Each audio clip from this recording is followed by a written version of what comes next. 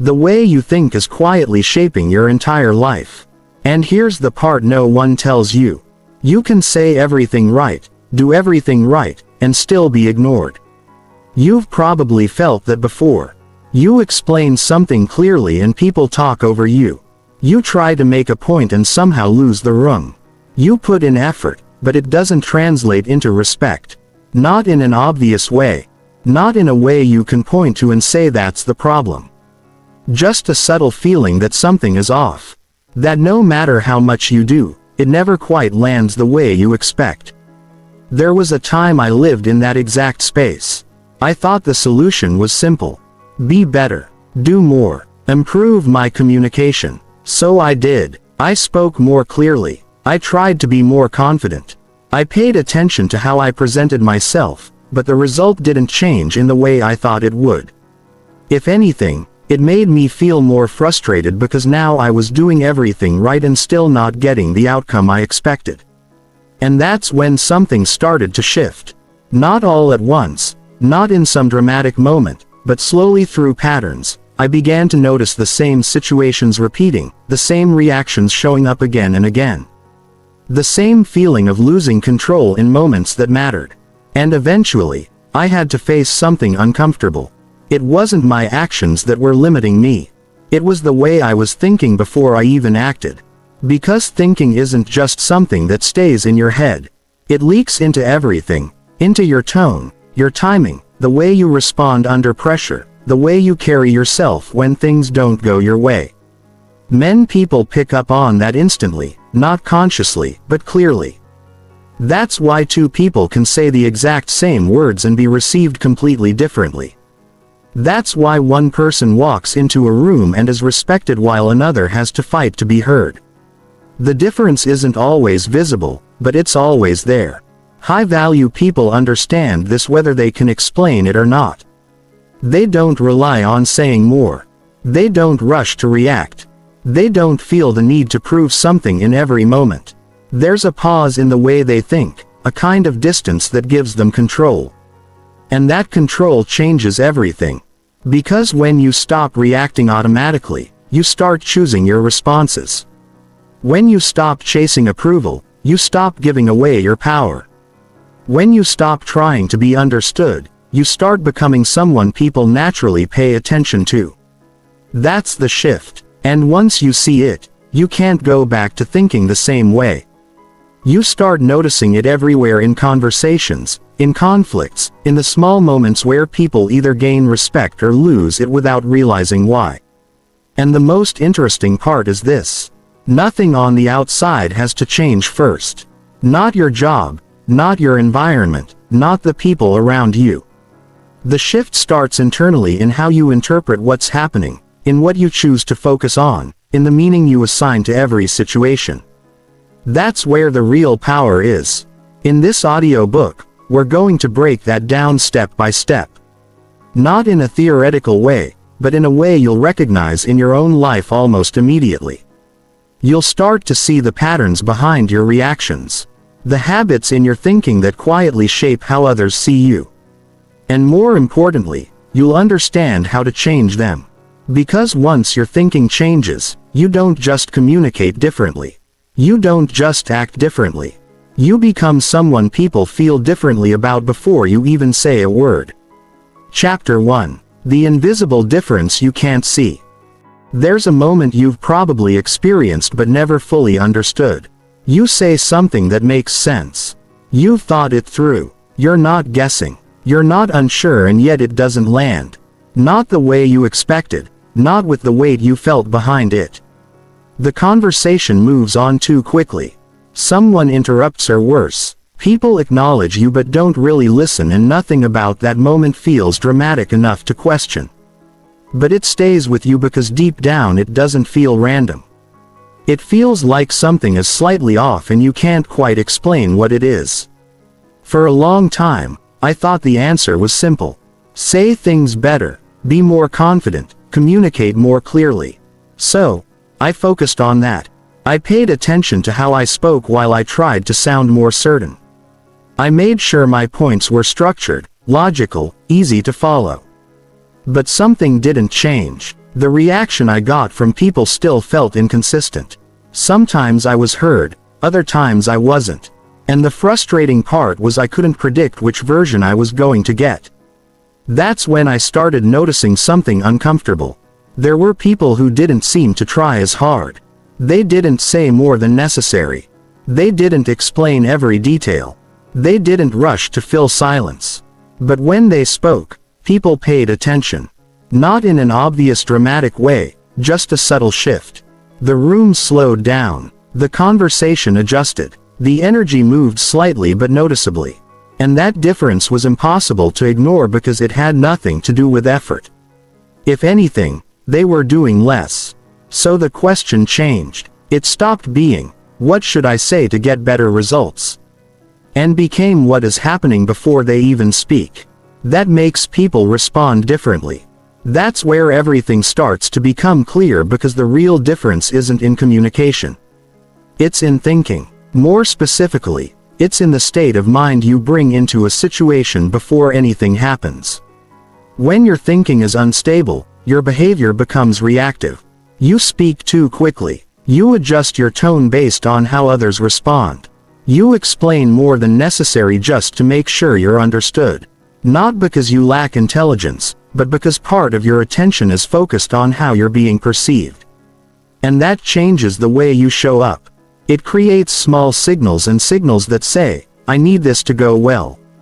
I need to be understood. I need to be seen a certain way." Again, nothing obvious, but enough for people to feel it.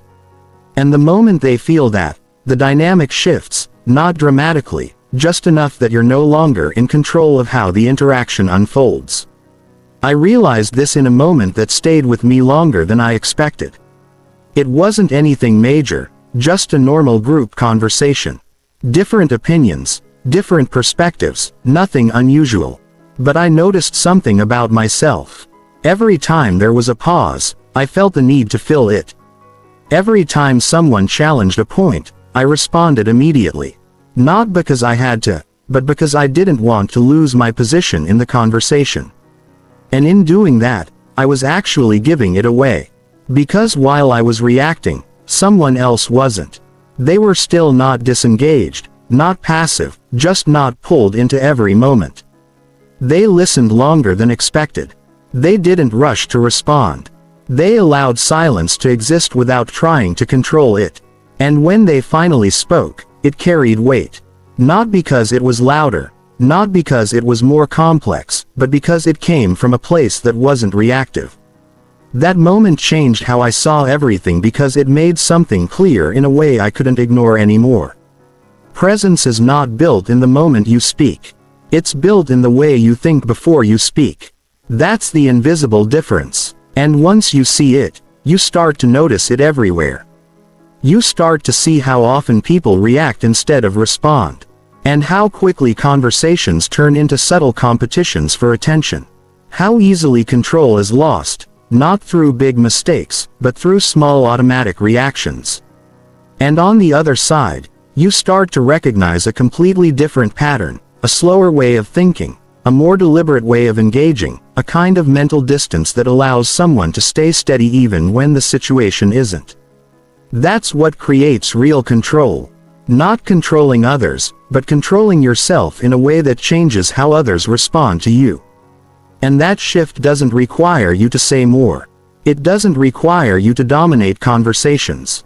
It doesn't require you to prove anything. It starts in something much simpler. Your ability to not react immediately. Because in that space between what happens and how you respond, there's a decision. And that decision defines everything that comes after. Now, here's where things start to get uncomfortable. Because once you recognize this difference, you also start to see how often your own thinking pulls you into reactions you don't even choose. Moments where you speak too quickly. Moments where you explain too much. Moments where you adjust yourself without realizing why. And those patterns don't come from nowhere. They come from a specific way of thinking. A way of thinking that feels normal but quietly keeps you in a lower position. And in the next chapter, we're going to break that down.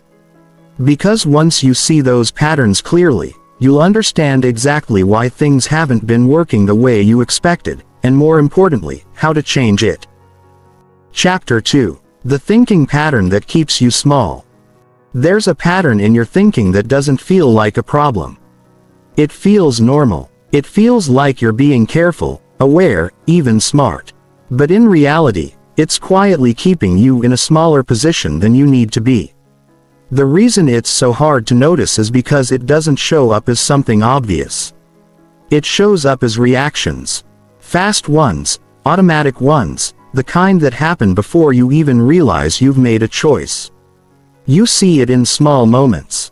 Someone says something unexpected. You respond immediately. Someone challenges your point. You explain more than you need to. Someone seems uninterested. You adjust your tone, your energy, your approach just to pull them back in. Nothing about that feels wrong. In fact, it feels like you're doing the right thing. Some trying to handle the situation, trying to keep control. But what's actually happening is something very different. You're not controlling the moment. The moment is controlling you.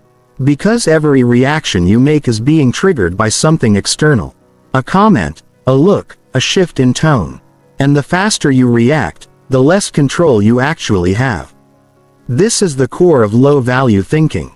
Not a lack of intelligence, not a lack of ability, but a lack of space between what happens and how you respond to it. That space is everything. Without it, your thinking becomes tied to whatever is happening around you. And when that happens, you stop choosing your behavior. You start defaulting to it. I remember noticing this in a way that was almost uncomfortable to admit. It wasn't in a big situation. It was something small. A conversation where someone disagreed with me, not aggressively, not disrespectfully, just enough to create tension.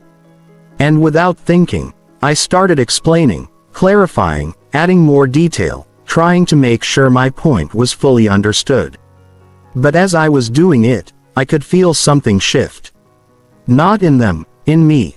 The more I explained, the more I felt like I was losing ground. Not because my point was weak, but because my reaction was coming from a place that needed something, needed agreement, needed validation, needed the situation to go a certain way. And the moment you need something from an interaction, you give away control of it. That's the part that isn't obvious at first because it feels like effort. It feels like engagement. It feels like you're doing what you're supposed to do. But underneath that, there's a subtle dependence. A dependence on how the other person responds. And that dependence shapes everything. Your tone becomes slightly tighter. Your timing becomes slightly rushed. Your presence becomes slightly unstable. Again, not obvious, but enough for the other person to feel it. And once they feel it, the dynamic shifts. Now compare that to someone who doesn't think that way. Same situation, same disagreement, but instead of reacting immediately, they pause, not as a tactic, not to look calm, but because their thinking isn't being pulled by the moment. They don't feel the need to fix the tension instantly. They don't feel the need to explain everything. They let the moment exist without trying to control it right away.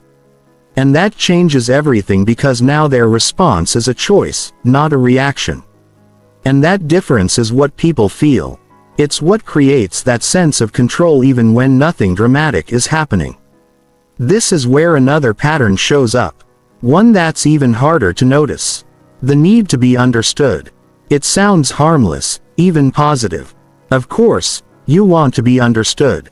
Of course, you want people to get what you're saying. But when that need becomes too strong, it starts to shape your thinking in ways you don't realize. You begin to over-explain. You repeat yourself in different ways. You adjust your message based on every small reaction you see. Not because you're unclear, but because you're trying to guarantee a certain outcome. And the more you try to guarantee it, the more you lose control of how you're perceived. Because instead of holding your position, you start chasing agreement. And people can feel that even if they can't explain it, they feel the difference between someone who is grounded in what they're saying and someone who is trying to make sure it lands. That difference is subtle but powerful. I used to think confidence meant having the right words. Now I see it differently. Confidence is the ability to stay steady even when the moment doesn't go the way you expect. And that comes from how you think, not how you speak. Because if your thinking is dependent on the situation, your behavior will always adjust to it. And that's what keeps you small. Not in an obvious way, but in a consistent one. A pattern where you react instead of choose. You explain instead of state. You adjust instead of hold position. And over time, that pattern becomes your default. It becomes how people experience you. Not because they've decided anything about you consciously, but because your thinking has already shaped the interaction before they needed to. Now, here's the part that matters most. This pattern doesn't change by forcing yourself to act differently. You can try to speak less. Try to be more confident. Try to act calm. But if the thinking underneath stays the same, those changes won't hold. Because under pressure, you'll go back to reacting. You'll go back to needing the moment to go a certain way. You'll go back to that subtle dependence that gives your control away. So the real shift has to happen deeper than behavior. It has to happen in how you process what's happening around you. In how you interpret tension, in how you deal with uncertainty, in how you respond when things don't go exactly as expected. That's where high-value thinking begins. Not in what you say, but in what you allow to affect you before you say anything at all. And once that changes, your reactions slow down. Your responses become intentional. Your presence becomes steady, not because you're trying to control everything, but because you're no longer being controlled by it. And that's where the real difference starts to show. But to fully understand that, you need to see how high-value individuals actually think in real situations, because it's not just about avoiding reactions. It's about replacing them with something stronger, something more controlled, something more deliberate. And in the next chapter, we're going to break that down in a way you'll start to recognize immediately. Chapter 3, The Core Way High-Value People Think. There's a point where everything starts to become clear. Not because the world changes, not because people suddenly treat you differently, but because you begin to see situations in a completely different way. The same conversation, the same pressure, the same uncertainty, but your response to it is no longer automatic. That's where high-value thinking actually begins. And it doesn't come from one single idea. It comes from a shift in how you process everything around you. A different filter, a different set of priorities, a different way of deciding what matters and what doesn't. And when you break it down, it usually comes back to three core patterns: control, time, and detachment. These aren't techniques. They're ways of thinking that quietly change how you move through every situation. The first is control, but not in the way people usually understand it. This isn't about controlling others or controlling outcomes. It's about something much simpler. Understanding what actually belongs to you in any given moment. Because in most situations, there are two layers. What's happening and how you respond to it. Everything else is noise. Someone interrupts you, that's what's happening. How you respond, that's yours. Someone disagrees with you, that's what's happening. Whether you react, pause, or stay grounded, that's yours.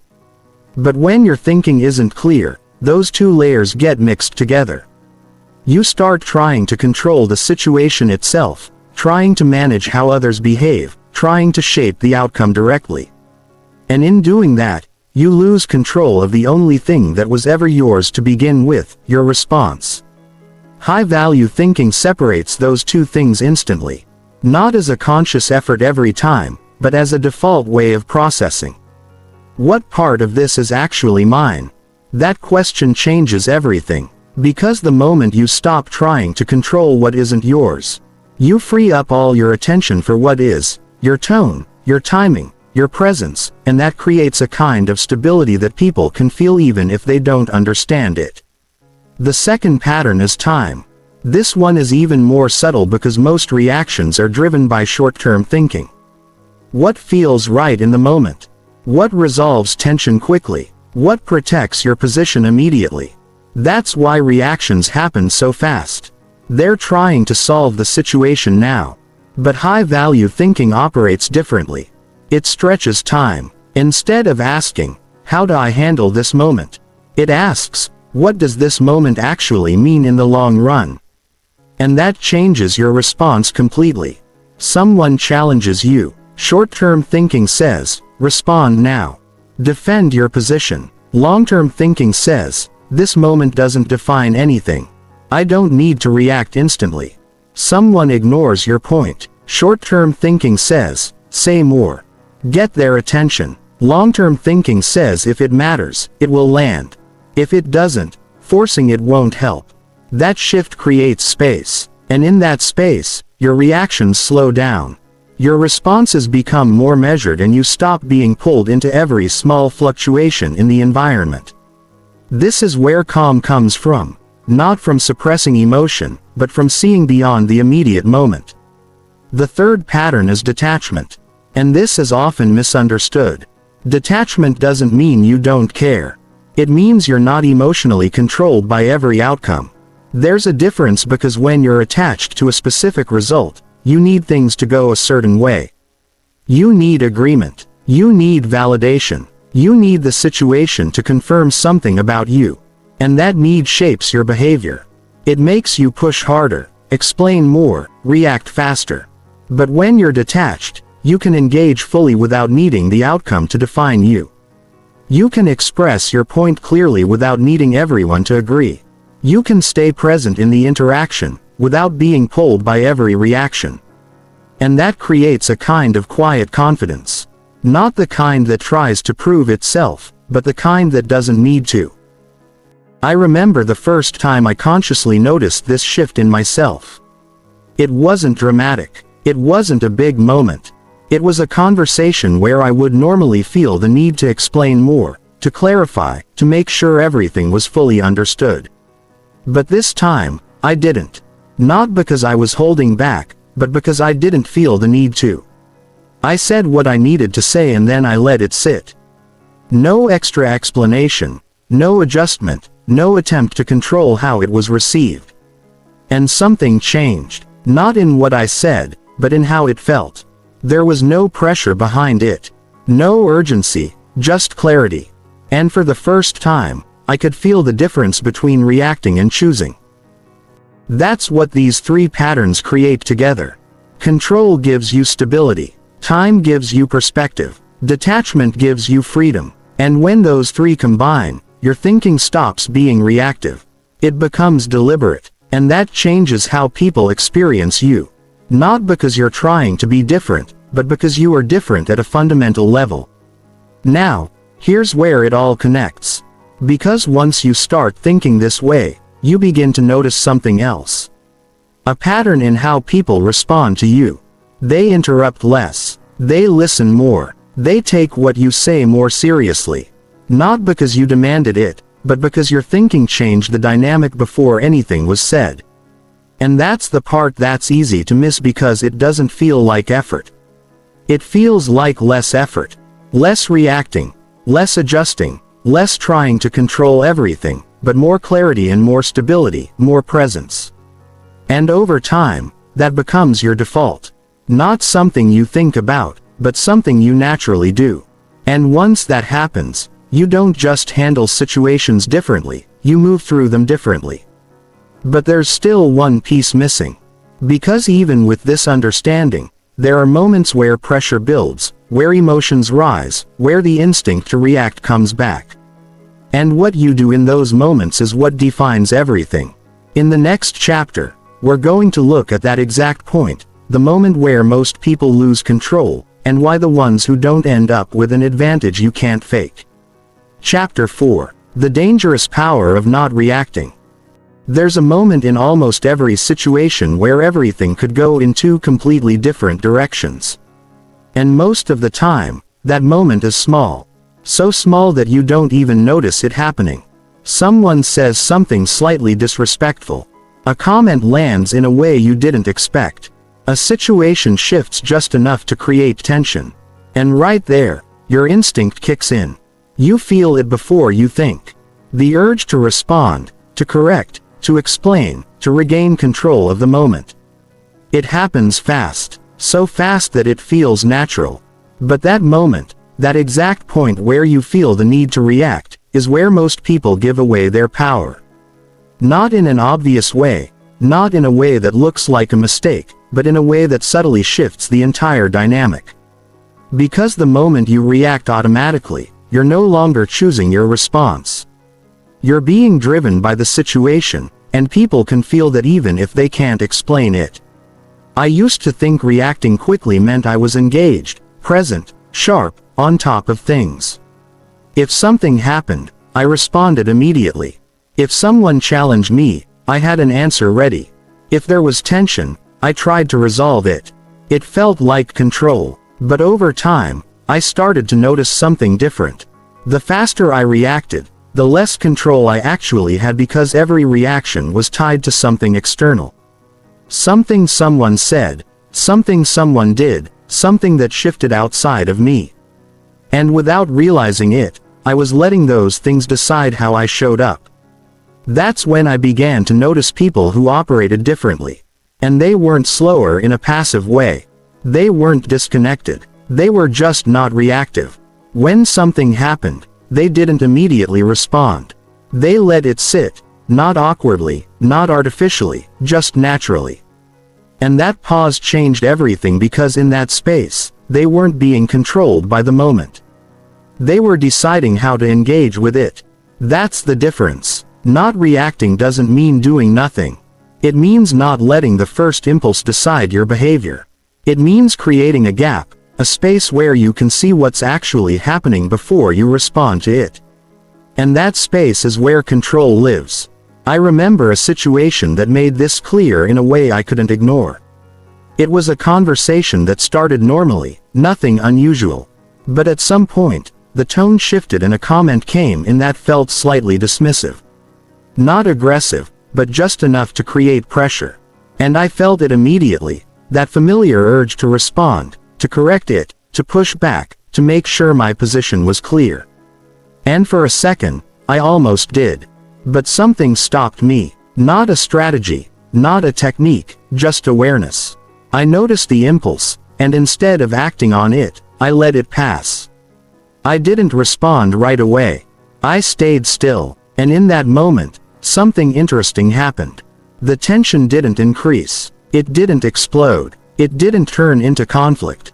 It shifted. The other person adjusted. The energy changed. Then suddenly, the situation didn't require the response I thought it did. That was the moment everything clicked because I realized the reaction I felt wasn't always necessary. It was automatic. And if I had followed it, I would have created a dynamic that didn't need to exist. That's the hidden cost of reacting.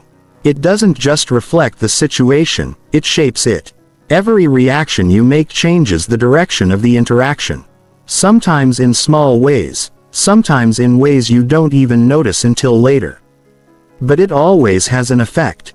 And when those reactions are automatic, you're shaping situations without actually choosing how. That's why not reacting is so powerful, because it interrupts that pattern. It gives you a moment to see clearly, to decide whether the situation actually needs a response or if the response is just coming from habit. And most of the time, it's habit. The habit of needing to correct, the habit of needing to be understood, the habit of needing to maintain a certain position. But when you remove that habit, something else appears. Clarity. You start to see which moments matter and which ones don't, which comments deserve attention and which ones don't need anything at all. And that changes how people experience you. Because when you don't react to everything, your responses carry more weight. They become intentional, measured, controlled instead of constant. And people feel that difference. They start paying more attention to what you say because you don't say something every time. They start respecting your presence because it doesn't shift with every small change in the environment. That's where real power comes from. Not from dominating every interaction, but from choosing when and how you engage. Now, here's the part that most people misunderstand. They think this means becoming silent, holding back, not expressing anything. But that's not what this is. This is about control. There's a difference between silence that comes from fear and silence that comes from choice. One feels weak, the other feels grounded. And people can tell the difference immediately. Because controlled silence doesn't feel like hesitation. It feels like presence. It feels like someone who is not rushed, not pulled, not affected by every small shift.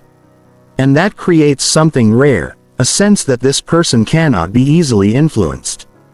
That they're not reacting to pressure, that they're not adjusting based on every external signal.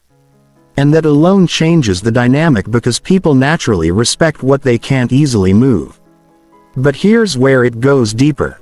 Because once you stop reacting automatically, you begin to notice something else. The signals you send without realizing it. The small behaviors that shape how people see you. The subtle ways your thinking translates into presence. And those signals are often more important than anything you say. In the next chapter, we're going to break that down. Because once you understand how those signals work, you'll start to see exactly why people respond to you the way they do and how to change it without forcing anything at all. Chapter 5. The subtle signals that change how people see you. There's something people notice about you before you say a single word. Not consciously, not in a way they can explain, but they feel it in the way you enter a space, in how you hold yourself, in how you respond or don't respond to what's happening around you. And that feeling shapes everything that comes after. Because people don't just respond to what you say, they respond to what your presence communicates. And most of that communication is happening without words. It's in the small signals, the ones you don't think about. The ones you don't plan. The ones that come directly from how you think. I didn't understand this for a long time. I thought perception was built through communication.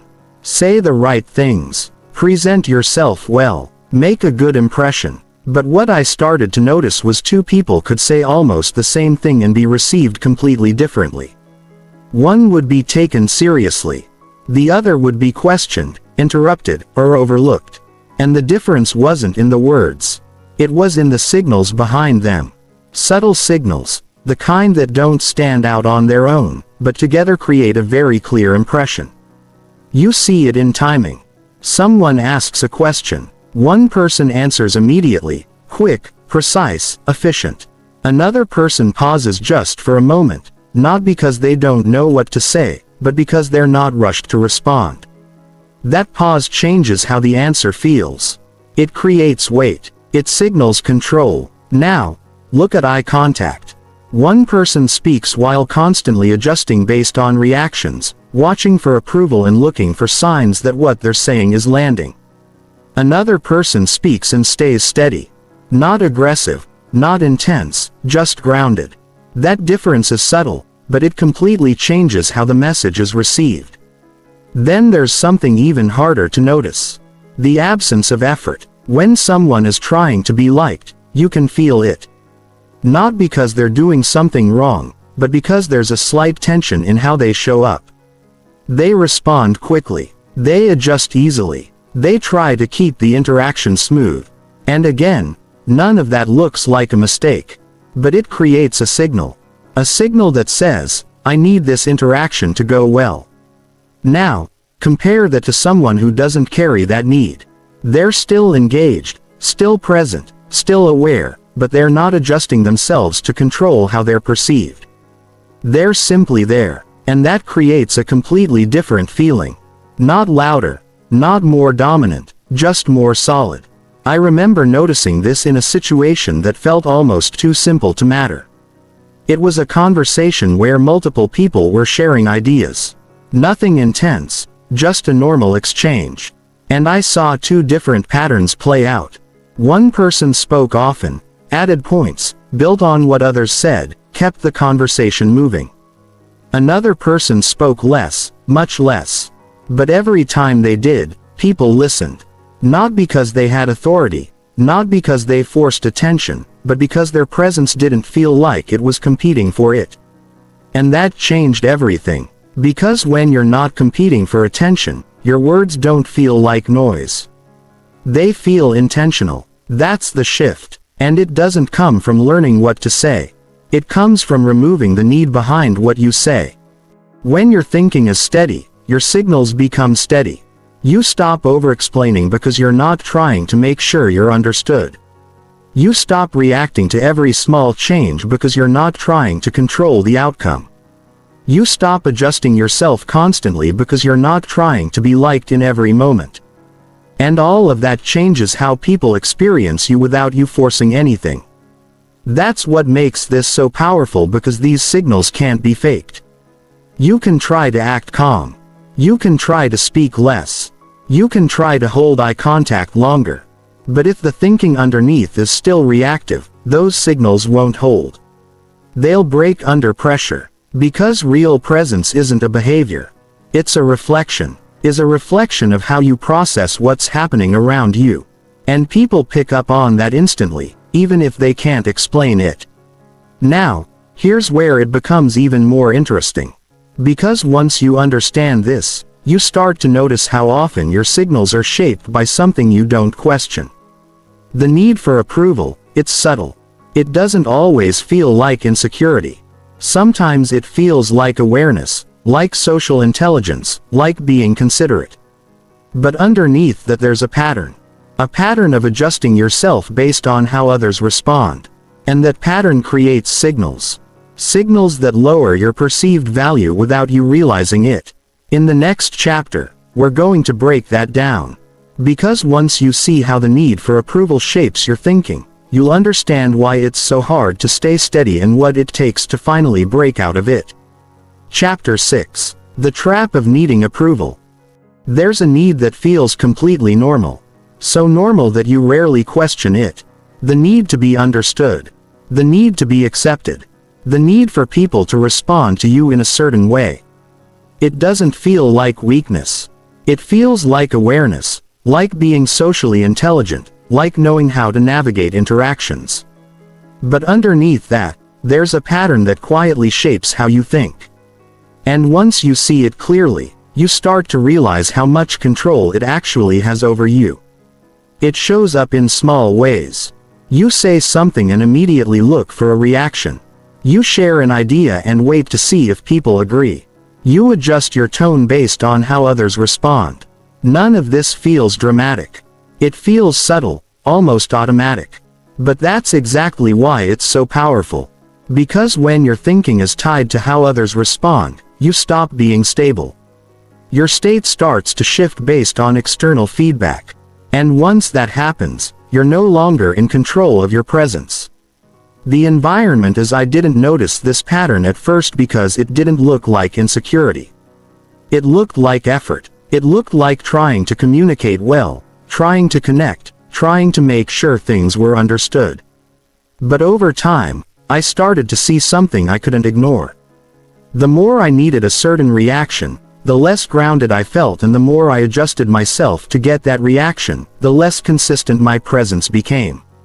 It wasn't obvious, but it was there in how I spoke, in how I responded, in how quickly I shifted based on what I thought others were thinking.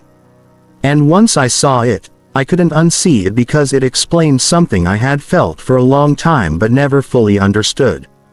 That subtle sense of losing control in certain interactions, not completely, just enough to feel like something was off. That's the effect of needing approval. It doesn't break your presence. It destabilizes it, and that's enough to change how people experience you. Because when someone feels that your state depends on their response, they naturally take a different position. Not consciously, but instinctively, they feel the imbalance. They feel that you're adjusting while they remain steady. And that alone shifts the dynamic. This is where the real cost shows up, because the more you depend on approval, the more you give away control of the interaction. You start speaking to get a reaction. Instead of speaking from clarity, you start adjusting your message. Instead of holding your position, you start reading every small signal. Instead of staying grounded in your own, and over time, that becomes your default. A pattern where your thinking is constantly scanning for feedback, constantly adjusting, constantly reacting. And the more you do that, the harder it becomes to stay steady. I remember a moment where this became very clear. It was a simple conversation, nothing intense. But I noticed something about myself. Every time I made a point, I waited, not externally, but internally, waiting to see how it would be received. And that waiting changed how I felt in the moment. It created a kind of tension, a subtle dependence on what came next. And the more I paid attention to it, the more obvious it became. I wasn't just expressing my thoughts. And I was monitoring how they were being received. And that changed everything. Because instead of being fully present in what I was saying, part of my attention was always somewhere else, watching, evaluating, adjusting. That's when I realized something simple but difficult to accept. The need for approval doesn't just affect how you feel. It affects how you think. And once it affects how you think, it affects everything that follows. Your tone, your timing, your decisions, all of it becomes slightly influenced by something external. And that's enough to break your stability. Now compare that to someone who doesn't operate from that need. Same situation, same conversation, but no internal dependence on how it's received. They express their point and let it stand. No immediate adjustment, no subtle correction, no need to shape the reaction. And that creates something very different. Clarity, not because they're always right, but because they're not trying to control how they're perceived. They're simply expressing what they see and allowing the outcome to be what it is. That's where real confidence comes from. Not from being certain of every word, but from not needing those words to be validated. And that changes how people respond to you. Because when you don't need approval, you stop giving people the ability to control your state.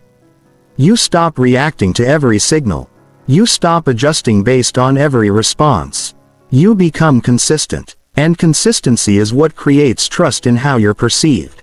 Not forced confidence, not performance, just stability. Now, here's where it becomes uncomfortable.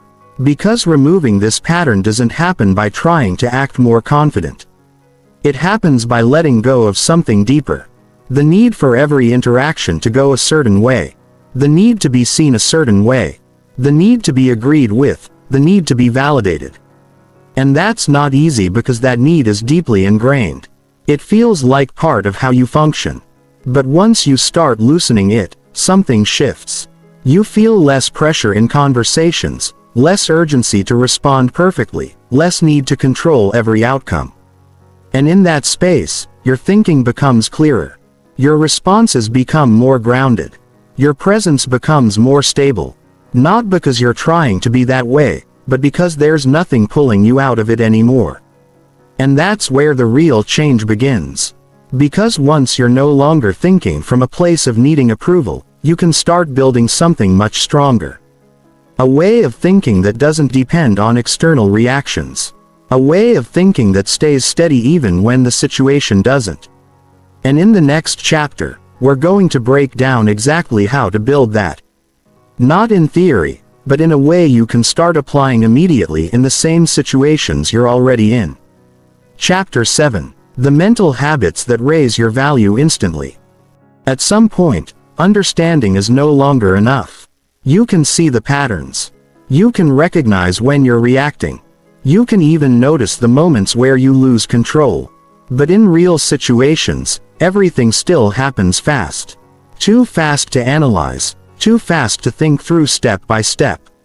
And that's where most people get stuck. Because awareness without new habits doesn't change behavior. Under pressure, you fall back to what's automatic. That's why this shift isn't about knowing more. It's about building a different default, a different way your mind operates without needing effort in the moment. And that comes down to a few simple habits, not complex strategies, not techniques you have to remember, and just small mental shifts that change how you process situations in real time. The first habit is this. Pause before you respond. It sounds simple, almost too simple, but it's one of the most powerful changes you can make. Because that pause creates something most people never experience. Space. Space between what happens and how you react to it. And in that space, you're no longer automatic. You're aware. You start to see the situation instead of being pulled into it. You notice the tone, the intent, the actual weight of what was said. And most importantly, you notice your own impulse. That urge to respond quickly, to correct, to explain. And once you see it, you don't have to follow it. That's the shift. Not suppressing the reaction, just not acting on it immediately. Even a second of pause changes everything till your tone becomes calmer. Your response becomes clearer. Your presence becomes more grounded and people feel that instantly. The second habit is even more important. Ask yourself one question. What part of this is actually in my control? Because in most situations, you're reacting to things that were never yours to control in the first place. Someone's opinion, someone's tone, someone's reaction. And when your thinking is focused on those things, you lose stability. But the moment you bring your focus back to what is yours, your response changes. Your tone, your timing, your decision to engage or not, that's where control actually exists. And when your thinking is centered there, you stop being pulled in different directions by the environment. You become steady, not because the situation is easy, but because your attention is in the right place. The third habit is subtle, but it changes everything. Reframe the moment. Instead of reacting to what's happening at face value, you shift how you interpret it. Someone interrupts you. Instead of seeing it as disrespect, you see it as information. Information about them, their state, their awareness. And that changes your response because now you're not reacting emotionally. You're observing. Someone disagrees with you instead of feeling the need to defend. You see it as a difference in perspective, not a threat to your position. And again, your response changes. This habit removes emotional weight from situations. It creates distance, not detachment from the situation itself, but from the automatic meaning you assign to it. And in that distance, you gain control. Now, here's the part that matters most.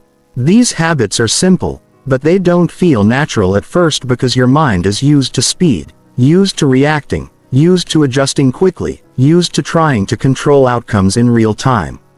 So, when you start pausing, it feels uncomfortable. When you stop reacting immediately, it feels like you're losing control. When you don't explain everything, it feels like something is missing. That's normal because you're interrupting a pattern that has been running for a long time. And at first, your mind will try to pull you back into it. But if you stay consistent, something changes. The pause becomes easier. The clarity becomes faster. The need to react becomes weaker. And eventually it becomes automatic. That's when you know the shift is real. And not when you understand it, but when you start responding differently without having to think about it. I remember when this started to happen for me. It wasn't in a big moment. It was something small, a situation where I would normally react immediately. And this time I didn't. Not because I forced myself, but because the impulse wasn't as strong. There was space, and in that space, I chose a different response. Calmer, simpler, more controlled. And the result was completely different. Not because the situation changed, but because I did. That's how this works. You don't change every situation. You change how you move through them. And that changes the outcome naturally. Now, here's where it all comes together. Because once these habits become part of how you think, something deeper starts to shift your identity. You stop seeing yourself as someone who reacts. You stop feeling the need to control every moment. You stop adjusting yourself constantly based on the environment. And instead you become someone who is steady, someone who is clear, someone who doesn't lose control under pressure. Not because you're trying to be that person, but because your thinking no longer pulls you out of it. And that's the real transformation. Not what you do, but who you become. And in the final chapter, we're going to bring all of this together. Because there's a point where this is no longer something you practice. It becomes something you are. Chapter 8. Becoming someone others can't easily shake. There's a moment where everything you've understood starts to become something you are. Not perfectly, Not all at once, but consistently enough that you begin to notice a difference in how you think, in how you respond, in how you move through situations that used to affect you. And the shift is quiet. So quiet that if you weren't paying attention, you might miss it. But it shows up in small ways. Moments that used to pull you in, don't feel as strong.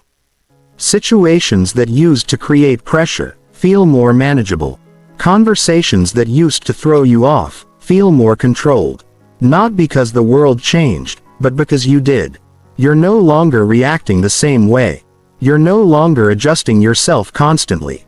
You're no longer depending on how things unfold to stay steady. And in that creates something powerful. Stability. Not forced, not performed. Real stability. The kind that doesn't disappear when things don't go your way. Because before this, your thinking was tied to the situation. If things went well, you felt in control. If they didn't, something shifted. Your tone changed. Your reaction sped up. Your presence became less consistent. But now there's distance, not disconnection. Just enough space between you and what's happening that you can stay grounded. And that's what changes everything. Because once you're no longer easily shaken, people start to experience you differently. Not because you're trying to create an impression, but because your presence no longer fluctuates. You're not reacting to every comment. You're not adjusting to every tone. You're not pulled by every shift in the environment. And that creates something rare, a sense that you're stable regardless of what's happening. And people trust that. They respond to it. They respect it even if they don't fully understand why. I remember noticing this change in a way that felt almost unfamiliar. A situation that normally would have affected me, something unexpected, a shift in tone, a comment that could easily be taken the wrong way. And I felt it, that initial reaction, that impulse to respond. But this time, it didn't take over. It was just there, and then it passed. And in that space, I had a choice. And I chose differently. Not dramatically, not in a way that stood out, just more controlled, more intentional. And the moment moved on. No tension, no escalation, no loss of position, just clarity. So that's when it becomes real. Not when you can explain the ideas, but when your reactions no longer control you. Because that's what separates understanding from transformation. Anyone can recognize these patterns, but not everyone changes how they think. And the difference shows over time. This becomes your default. You don't have to remind yourself to pause. You don't have to force yourself to stay calm. You don't have to think through every response because your mind is no longer wired to react the same way. It's wired to observe first, to process before responding, to stay steady even when the moment isn't. And that's what makes you difficult to shake. Not in an aggressive way, not in a defensive way, but in a way that feels grounded. And that changes how people interact with you. Because when someone realizes they can't easily influence your state, they stop trying to. When they see that you're not reacting to every signal, they adjust how they engage with you. When they feel that your presence doesn't depend on their response, they take what you say more seriously. Not because you demanded it, but because your thinking created that dynamic before anything was said. That's the real shift. It's not about controlling others. It's about becoming someone who is no longer controlled by the moment. And once you reach that point, something else happens. You stop focusing so much on how you're perceived. You stop trying to manage every interaction. You stop analyzing every response because you don't need to anymore. Your thinking is stable, your presence is consistent, and that consistency does the work for you. That's when things start to feel different. Not forced, not calculated, just natural. You speak when you have something to say. You stay quiet when there's nothing to add. You respond when it matters. You let things pass when they don't. And that simplicity creates clarity for you and for everyone around you. Now, here's the final part.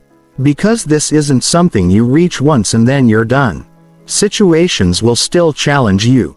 Moments will still test your reactions. There will still be times where the old patterns try to come back. That doesn't change. But what changes is your awareness of it, your ability to see it happening and not follow it. And every time you choose differently, you reinforce this new way of thinking. You strengthen it. You make it more natural until eventually it becomes who you are. Not something you practice, but something you live. And when that happens, you don't just think like a high-value person. You move like one. You respond like one. You exist in a way that doesn't depend on the situation to stay steady. And that's something people can feel. Before you even say a word, there's something subtle that happens. When you start to understand all of this at first, it feels like information. Ideas you recognize, patterns you can see, moments where you think, that's exactly what I've been doing. But over time it becomes something else. It becomes awareness. You start catching yourself in real situations. A moment where you would normally react. And suddenly you notice it.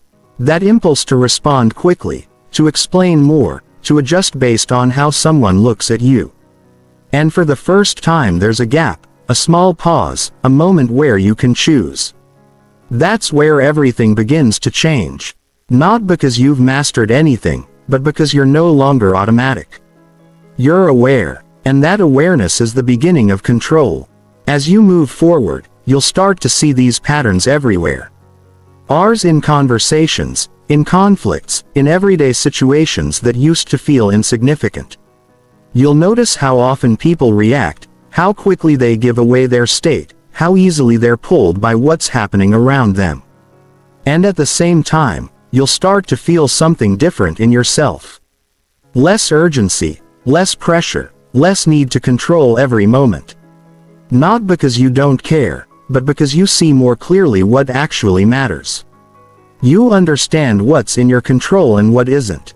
You recognize when a moment requires a response and when it doesn't.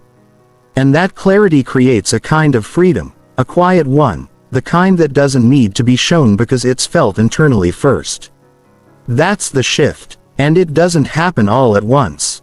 There will still be moments where you react, moments where the old patterns show up. They're moments where you feel pulled into the situation again. That's part of the process, but now you'll see it. And that changes everything because once you see it, you don't stay stuck in it the same way. You recover faster. You adjust sooner. You become more aware of what's happening inside you. And over time, those small changes compound. Your thinking becomes clearer. Your responses become more intentional. Your presence becomes more stable. Not because you're trying to be different, but because your mind is no longer working against you. And as that happens, something else shifts. The way people respond to you. They listen more. They interrupt less. They take your words more seriously. Not because you asked for it, but because your thinking changed the dynamic before you even spoke. That's the real power of this. It's not in techniques. It's not in strategies. It's in the way you process everything around you. And once that changes, everything else follows. So, as you move through your day, pay attention not to what you say, but to what happens before you say it. Notice the impulse to react. Notice the need to adjust. Notice the moments where you feel pulled by the situation. And instead of following it, pause even for a second. That's enough because in that second you create space, and in that space you choose who you are in that moment, and if you keep choosing that again and again, something powerful starts to happen. You stop trying to control everything around you and you start controlling the only thing that ever mattered, yourself. And from there, everything begins to change.